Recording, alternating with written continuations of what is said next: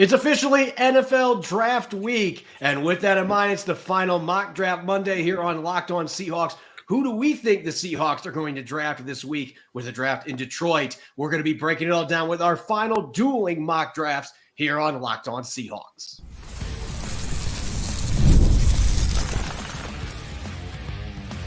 You are Locked On Seahawks, your daily Seattle Seahawks podcast, part of the Locked On Podcast Network. Your team every day.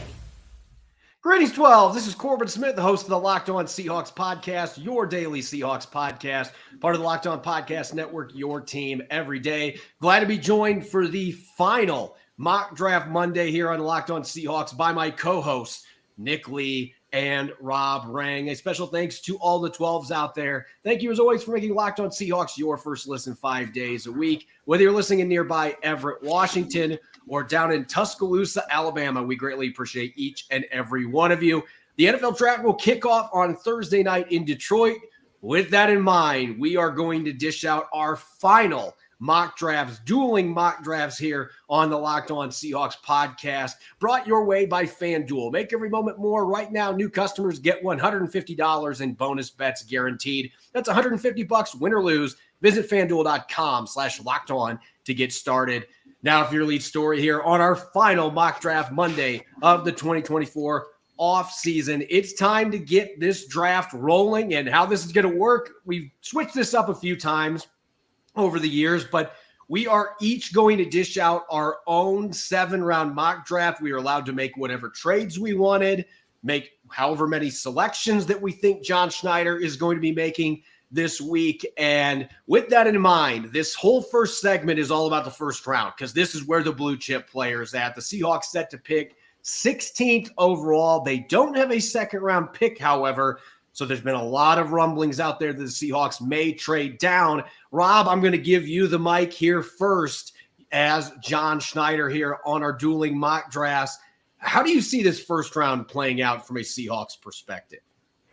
Well, thank you, first off. And Nick, it's always great to be working with you again as well. I think that when you look at this draft from a Seahawks perspective, I think that John Schneider and Mike McDonald have got to be very excited, because this is a group that needs help along the offensive line. This is a draft class that is loaded with offensive linemen, so loaded, in fact, that they might have one of the absolute best defensive players fall in their lap at number 16 overall. That, to me, is really going to be a fascinating conversation here, because we know that the Seahawks need some really good players as well as depth. And that's going to be, I think, the balance here is, do you pass up a blue chipper, as you said, Corbin, to possibly trade down? That's exactly the scenario that I have the Seahawks ultimately going with, is just recognizing the fact that there is a huge weight between number 16 overall, where the Seahawks currently are slated in the first round, and number 81 overall, their third round pick. That 65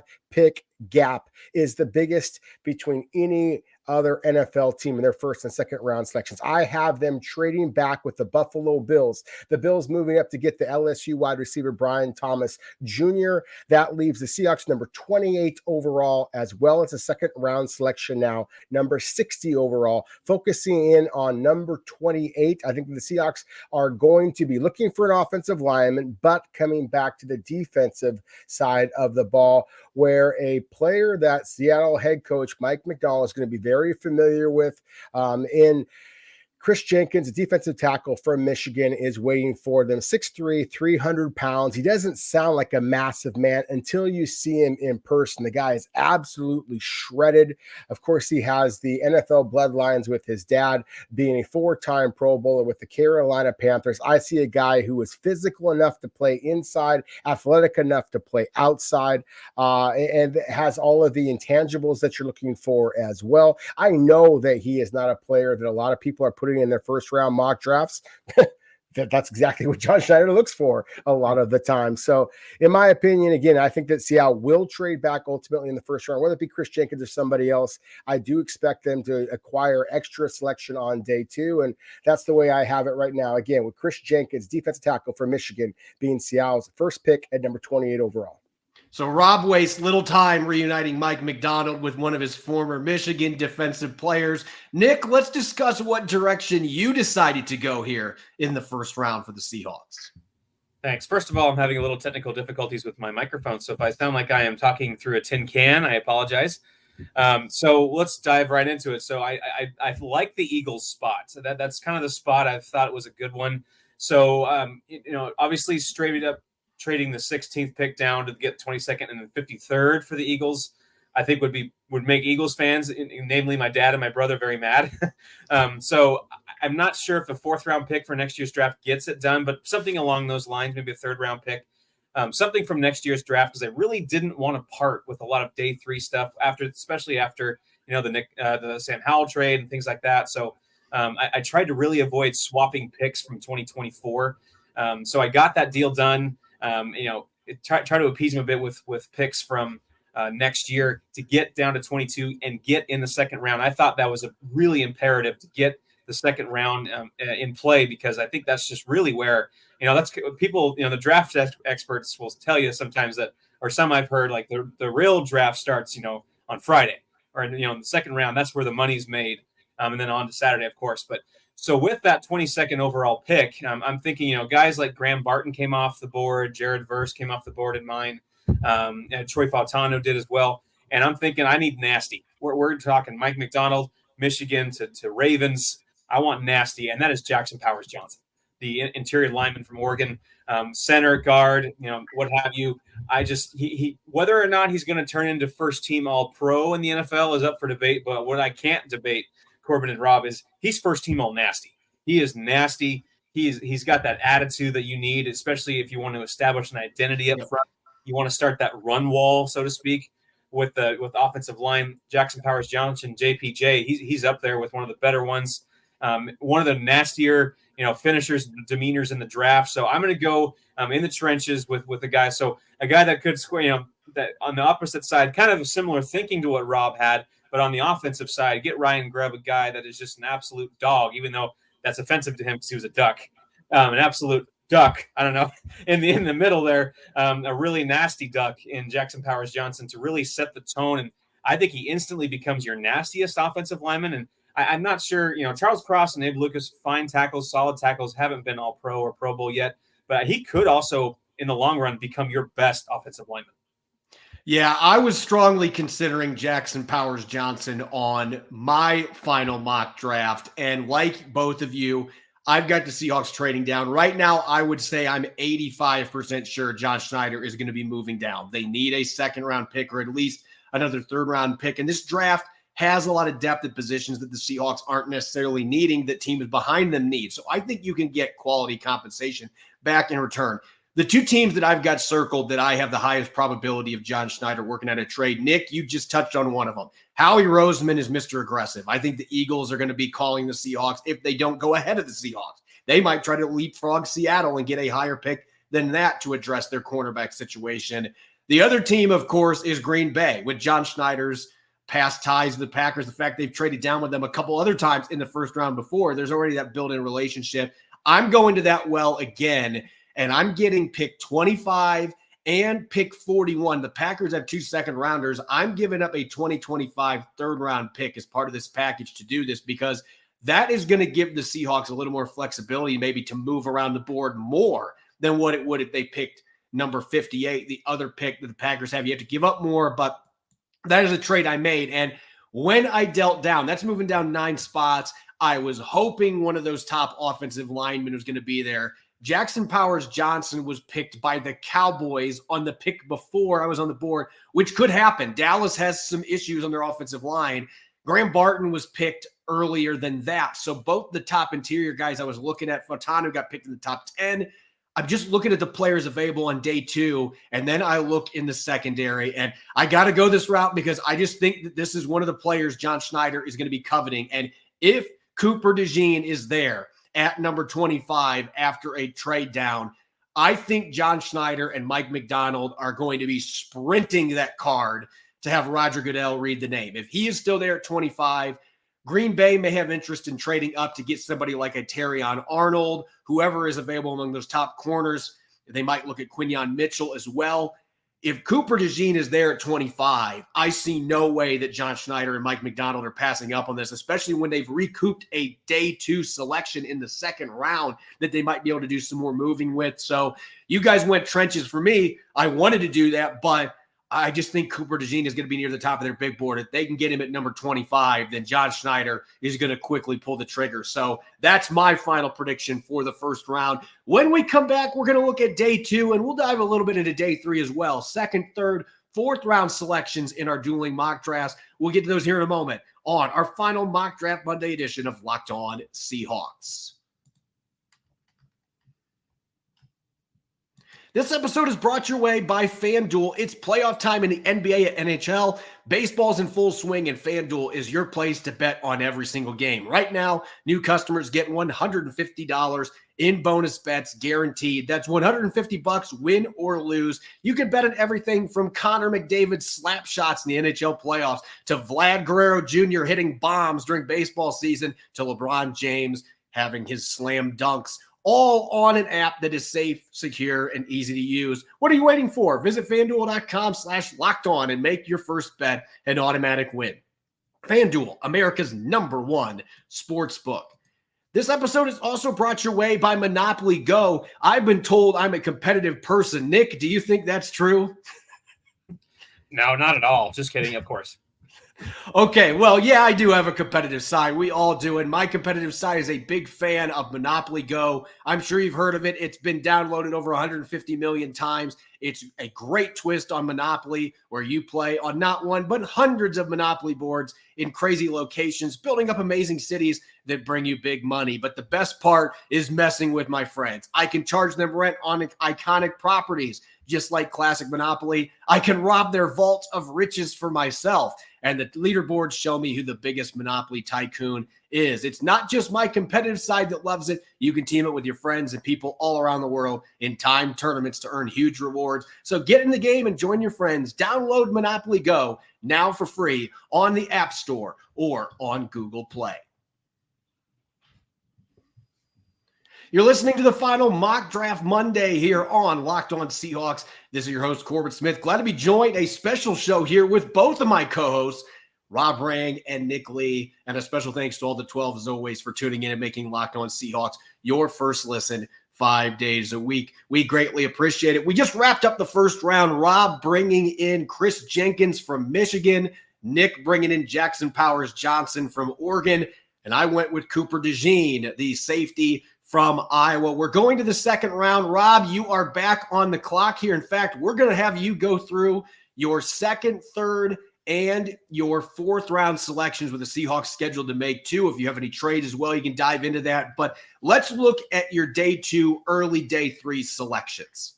Yeah, and so as I mentioned before, I had Seattle trading down with the Buffalo Bills, moving from number 16 to number 28 overall, getting the defensive tackle Chris Jenkins at number 28. Now with pick number 60, I think that it's critical that Seattle kind of uses this sweet spot of day 2 to address their offensive line. I have Cooper Beebe, the guard from Kansas State, as being just a plug-and-play type of an option. We all know that one of the biggest areas of concern for the Seahawks is the left guard spot, even though Seattle brought in a veteran starter in Laken Tomlinson. And I think that can slide in and alleviate any concerns at left guard. But he's only on a 1-year deal, of course. And much to the point that that Nick made a couple of moments ago about Jackson Powers Johnson and how the Seahawks, frankly, need more tough guys, more nastiness at the point of attack. I think the Cooper Beebe can provide that. This is a 4-year starter, 2-time all Big 12 offensive lineman of the year. Again, I just think that he would make an awful lot of sense, be able to push Laken Tomlinson for that left guard spot where that he won the award the last 2 seasons for Kansas State. So to me, he would make some sense at that spot.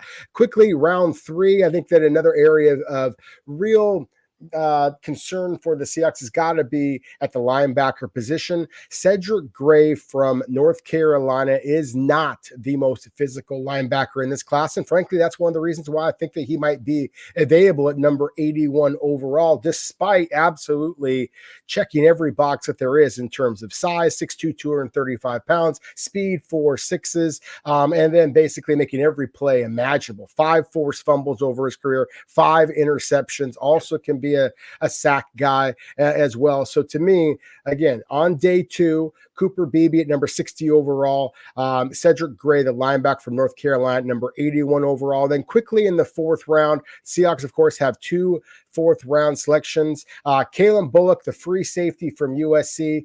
Again, kind of like I mentioned before with Cedric Gray and how he's got a wart. He's not quite as physical. Kalen Bullock has got a wart in that he's tall and thin. Some people think that he's a corner. At 6'2", 185 pounds, I think that maybe Pete Carroll would view him as a corner. But I see the ball skills, the range to suggest that he could also be a developmental free safety. And I don't like I think that Seattle's depth at free safety, traditional free safety, is a little bit lacking. And then finally in the 4th round, their last selection of the 4th round, number 118 overall, Joe Milton III, quarterback from Tennessee. In my opinion, has the strongest arm of this draft class. He's 6'5", he's 245 pounds. He would give you a little bit of a wildcat option if you wanted to do that. To me, he is a true developmental quarterback that would complement the bold move that Seattle made earlier, of course, in trading for Sam Howell. Rob knocking out a lot of big needs there on day 2, early day 3. Nick, what direction did you go with your 2nd, 3rd, and 4th round selections? Yeah, I made so kind of like with Rob, I addressed another big need.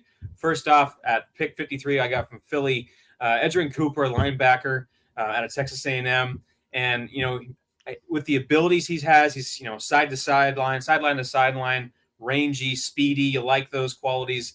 He could be that, queen on the chessboard, pun maybe intended, maybe not, that McDonald needs and covets from his system in Baltimore. That chess piece that he can bounce around at linebacker position. He's got the athleticism, so I like his traits there. Obviously, he's not the top off-ball linebacker in the draft. At times, I think he can play a bit with one speed, and he doesn't quite know how to dial it down or dissect as quick. But he's got all the athletic traits you want, so that'd be a great. I'm not jazzed about the current linebackers position group for the Seahawks. I think Cooper would be a nice addition. And then another one, Jalix Hunt, I have it going 80 in the 81st pick. Obviously, not a big school, very unproven, raw, but physically about as tantalizing of a prospect on the edge as you can get. And the nice thing is, I think, I'm not really of this thinking that the Seahawks really need an edge right away. Like, it's not an imminent need. You got Uchenna Nwosu, you got Boye Mafe having a solid season. You got Derek Hall and some of these guys that should be developing further. And, Uchenna Nwosu should be healthy this year. So you don't need Jalix Hunt right away to be the guy. You can put him back in the oven and let him bake a bit more while you have these veterans there. Mafe hopefully takes another step. So you don't need that. But he has, I think, of those 3 I mentioned, or of those 2 besides Hunt, he's probably got the most physically, gifted. He's one of the more physically gifted of those. So I'm going to go with Jalix Hunt there, adding to the edge room. And then my 2 4th-round picks. My first one, I got to go safety, Cameron Kitchens. I know he's a very imperfect prospect. He tested very poorly. I understand that. But what physique he reminds me of? He's 5'11", 205, 31 and quarter inch arms. There's another safety prospect about a decade or so ago that was 5'10" and 208 with 31 and a quarter inch arms, and that was Earl Thomas. I know they are different. He's not a polished, first rounder like Earl Thomas was, but physique very much the same. Athletically maybe a different, not quite as polished as well. But I like some of the traits. And what I like from Cameron Kitchens is that he's a football player. And I know that's hard to quantify. That's hard to, and a ball hawk, 11 interceptions in the last 2 years. That's something that's really hard to teach. So I like the ball hawk skills. And then my last 4th-round pick, Theo Johnson, tight end out of Penn State. I think you need to look to the future at tight end. I know they brought back Fant. I think he could be the Noah Fant heir apparent, future tight end 1, red zone threat. Look at just what he's got. Big body. He's 82nd percentile for height, 85th percentile for wingspan, and then 98th percentile for vertical amongst tight ends. So he's just really athletic, really big, and you got to love a guy like that in the red zone. So it could be, I don't know about plug and play, but certainly could butt himself in there as one of the tight ends that are ready for targets pretty early on in 2024. So a solid tight end in round 4. Going back to my first round decision, I traded with the Packers and I got pick 41 from Green Bay. They have 2 second rounders, got their early one by including a third round pick from 2025.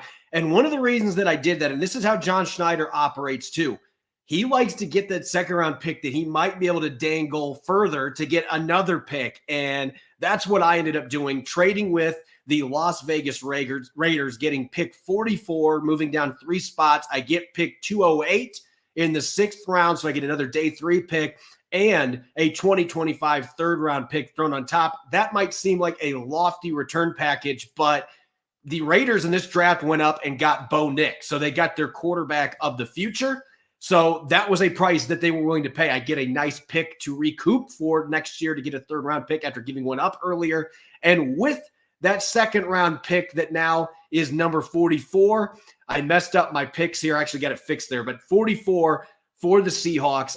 Rob, you and I are thinking on the same tangent. I'm bringing in Cooper Beebe, who I think is one of the best day 2 guards in this class. I've got 8 guards who have quality starter projections in his draft class, and Beebe is one of them. I think that's the sweet spot in the middle of the second round to get him. And so Seattle brings him in, and I think he starts on day 1, whether that is over Laken Tomlinson or Anthony Bradford. I think this kid, 4-year starter from the Big 12, is going to be ready to start on day 1. Going to the third round, I already have one safety, but I decided to double dip here. And my reason behind this is Cooper DeJean is going to be playing some corner at times. He is going to be that do-it-all safety. I decided to bring in Javon Bullard, who to me at pick 81 is an incredible value. And so being able to bring him in at that selection, I'm going to double dip. I look at Seattle's safety situation, though, and you guys may agree with this. You could have none of their potential starters right now under contract next year. And Mike McDonald likes to play 3 safety looks. You're talking about 2 different style players that you can move around. So this was a tough one. There were some linebackers I wanted that fell off the board, but I didn't get them there. And then going to the 4th round, I got to add some beef. At pick 102, T'Vondre Sweat from Texas. I think without the DWI that he recently had, that arrest, without that, he's probably a late second round, third round pick. But there were some other question marks with this kid. But I think the Seahawks are going to get the answers that they wanted with that top 30 visit that they had. And there's no doubt that this guy is a football player. Takes up a ton of space, really athletic at 360 plus pounds. This guy can play right away for the Seattle Seahawks and really good value at 102, assuming that the character questions were answered. And I'm sticking with Texas for my other 4th round pick, Jalen Ford, the rangy athletic linebacker at 118. I'm seeing a lot of people putting mid-day 3 grades on him. I've got a 4th round grade on him. He's a guy that can blitz. He's got really good ball skills, had 4 interceptions 2 years ago for the Longhorns. So I really like that player coming in. I think Jalen Ford can push Tyrell Dodson and Jerome Baker right away for snaps on defense. You might have your long-term answer there. I think this is one of the gems in a linebacker class that otherwise doesn't have much depth and not a lot of top talent in this draft class as well. When we come back, it's day 3, and that's really where championships are won. We're going to be looking at the 6th and 7th round, assuming that none of us have a 5th round or the Seahawks don't have one going into this draft. We're going to be looking at those last few rounds and our final selections coming up next year on our final mock draft Monday here on Locked On Seahawks.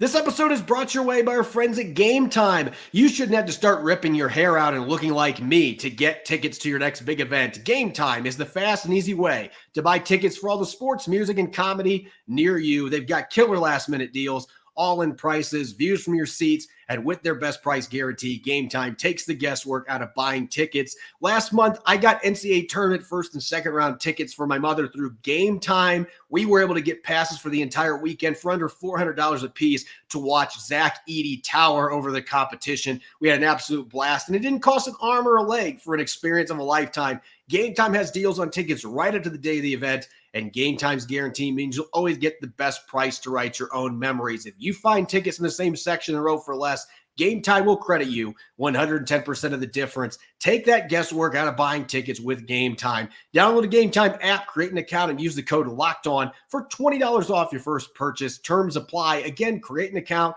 and redeem the code LOCKEDON for $20 off. Download Game Time today. Last minute tickets, lowest price, guaranteed. You're listening to the final mock draft Monday of the offseason here on Locked On Seahawks. I'm your host, Corbin Smith. Glad to be joined for this special episode by both of my co-hosts, Rob Rang and Nick Lee. And a special thanks to all the 12s tuning in. Thank you for making Locked On Seahawks your first listen 5 days a week. We greatly appreciate it. We are now to the bread and butter of the draft, where championships really are won. Can you find quality players late on day 3? The Seahawks going into this draft don't have a 5th-round pick after the pick swap that they made with the Washington Commanders, but they have 2 6th-rounders. They also have a 7th-rounder. Rob, to this point, you've made 1 trade. So at this stage, you've got 3 picks left to make. What did you decide to do with those picks to end the Seahawks 2024 draft? Well, I don't know that the John Schneider is going to take this same strategy that I'm about to take, guys. But I actually am just going to stick and pick and make these final 3 selections. I do think when it's all said and done, would not be surprised at all to see the Seahawks wind up with double-digit selections, because this is a roster that needs some young talent. And I expect them to either, again, have double-digit selections or really hit undrafted free agency very, very hard. I'm just going to rattle off my 3 selections here, try to give you a sentence or 2 of explanation, and then turn the mic over. Number 6, in the 6th round, number 179 overall. I really think that one of the things the Seahawks have done a great job of in the past is just recognizing what makes a class unique from some of the others. And the depth of this year's wide receiver class, right there with quarterback, right there with offensive line. That's why I have those all being selections this year. And that's a player in Jaquan Jackson from Tulane, 5'9", 188 pounds. So he's a little bit shorter, but also is broad, and he can absolutely fly. 4.42 officially in the 40-yard dash at the combine.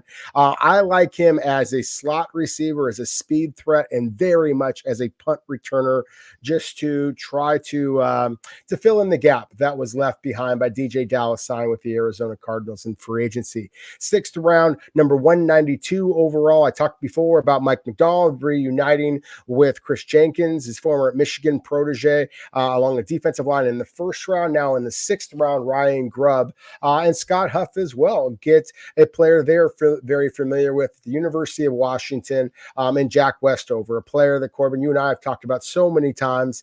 6'3", 245 pounds. He's more of an H-back than the traditional tight end that Noah Fant and Pharaoh Brown, I think, can capably play that role. But I really like the idea of having a little bit more of an H-back that I think that, again, Ryan Grubb, of course, is going to know very, very well. And then finally, 7th round, the last selection, as I talked about before, with the depth at quarterback and wide receiver, the depth at offensive tackle is really, really good. I think a player like a Frank Crum from Wyoming, 6'8", 315 pounds, ran a 4.91 40-yard dash at the combine. And this isn't just a workout warrior. This is a guy who started 45 games with the Cowboys this past season, won first team all Mountain West Conference at the left tackle position. His previous 3 years were at the right tackle spot. It's not that I think that he necessarily is ready to come in and compete for meaningful snaps, but he's very much a developmental prospect that, again, has that swing tackle ability,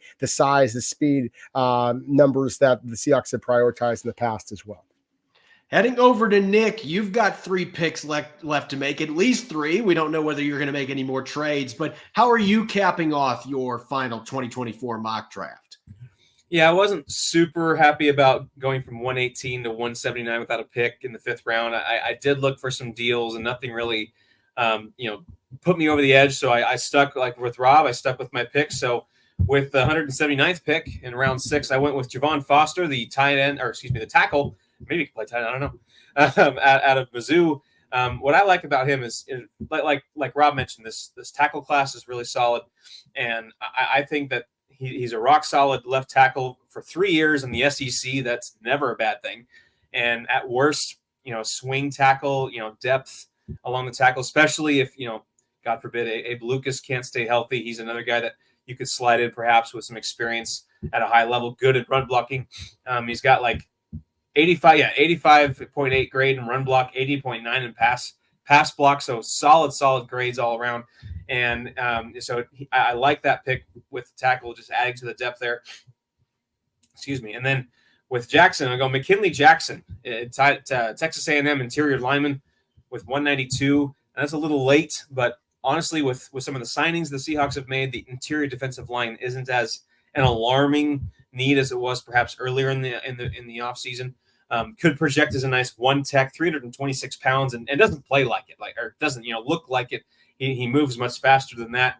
Better than average with run stopping and pass rushing than his peers in the interior, which is nice. 2-time captain at A&M, slippery kind of one gap player. Throw him in the rotation with Jonathan Hankins, Jaron Reed in that one tech kind of position. I like the makeup. Obviously, in the 6th round, you're picking traits. He's not a plug and play starter quite yet, but I like some of I like the size combo with how slippery he can be. And then my final pick is in the secondary, kind of adding. It says safety in some of the mock simulations, but I think he does project more as a slot corner. It's Dejon Anthony from Ole Miss. He could be a nice developmental piece, or he also has quite experience already as a special teams role player. He can track down gunners, or he can stuff the gunners. He can make tackles and kickoff.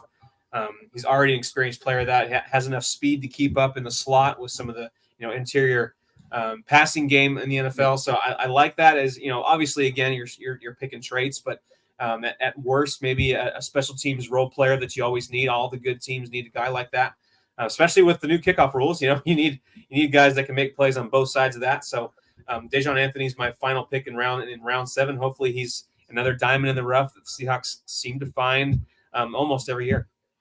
I don't have any more trades to add for my final mock draft, but I've made 2 of them. And that second trade moving down in the 2nd round got me an extra 6th round pick. So I actually have 4 selections left to make here.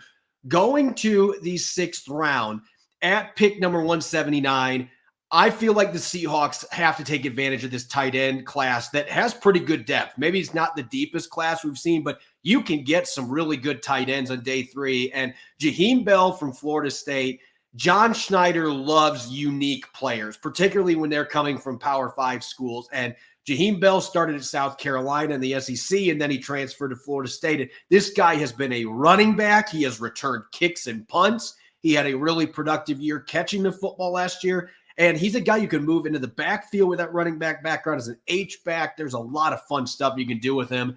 And I think because he's a little smaller player, it's possible that he could sink into the middle of day 3. If he's there at 179, this is a guy they met at the combine. I think the Seahawks could add him, and he can play some for you on offense right away in Ryan Grubb's scheme. Sticking in that round, another player that I'd be surprised if he falls to this far, and yet I wouldn't be because he's kind of a short, stockier build. Mo Kamara from Colorado State. I've not picked an edge up to this point, and as Nick mentioned earlier, I don't know necessarily that is a huge need. If the right player is available early, then yeah, you upgrade that position. But Kamara is a guy on day 3. Last year's 17 tackles for loss, double-digit sacks. He nearly beat Colorado by himself when those 2 teams played in a rivalry game. Shedeur Sanders will tell you all about Mo Kamara. This guy is a really good football player. He's under 250 pounds, so there's some things about his size that may scare some teams away, but this point in the draft, this has a chance to be a steal to upgrade that edge rushing group. And then wrapping up my 6th rounders, I got pick 208 from the Raiders.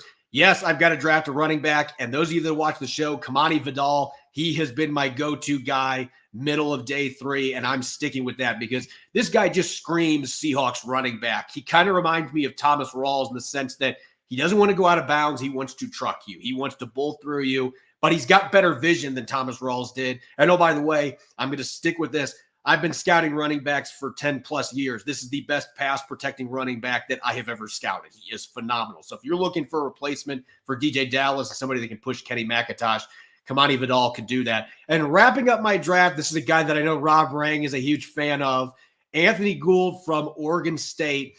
And Rob, you actually had him as a middle of the draft guy. I think there's a chance that he ends up slipping just because there's so much depth in this draft class at the receiver position. But you're talking about a guy with electric speed, one of the best kick and punt returners in the country. This is where I get that speedy receiver that I can develop that maybe can help offset an eventual Tyler Lockett departure, and he can instantly bolster my special teams. So going to round out my draft with that speedy receiver that's got a lot of physical traits and some kick return ability. See if we can develop him into a really good receiver at the next level. Guys, this has been an absolute blast, and looking forward to our listeners chiming in on which draft class they liked the best of our three. And I guess we'll see which one of us ends up getting the most correct when John Schneider and company are in the war room starting on Thursday night. As always, you can follow me on X at Corbin Smith NFL. You can follow Nick at NickLee51, and you can follow Rob